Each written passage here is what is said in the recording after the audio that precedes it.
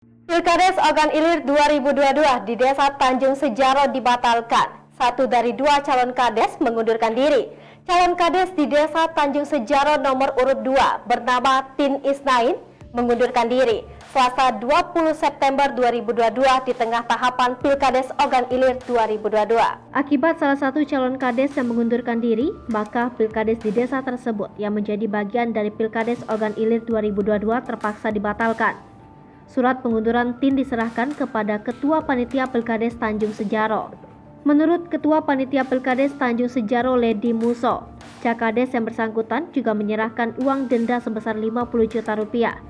Denda tersebut sebagai konsekuensi bagi Cakades yang mengundurkan diri, sesuai ketentuan yang ada.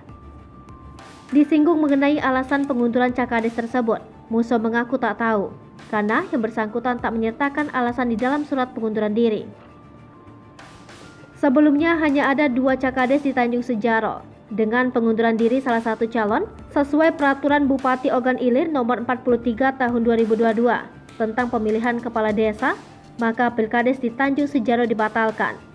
Pembatalan Pilkades ini disesalkan warga termasuk Muso sebagai Ketua Panitia Pilkades. Nah, ini Desa Tanjung Sejaro ini cukup santer nih Pak. Salah satu calonnya akan mengundurkan diri. Benarkah itu?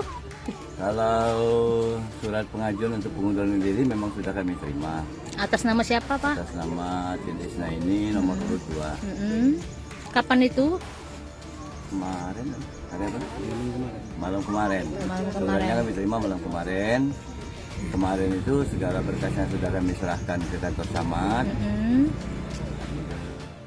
Ya. Ternyata di tengah-tengah kami yang buta hukum ini, ketika ditetapkan kades, salah satu mundur berarti pilihan kepala desa gagal.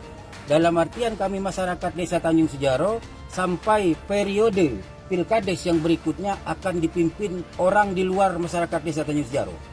Artinya kembali kepada pihak pemerintahan. Ya. Sudah barang tentu kami akan merasa berat dipimpin oleh kades di dalam desa saja terkadang ada hambatan. Apalagi kalau dipimpin oleh orang luar.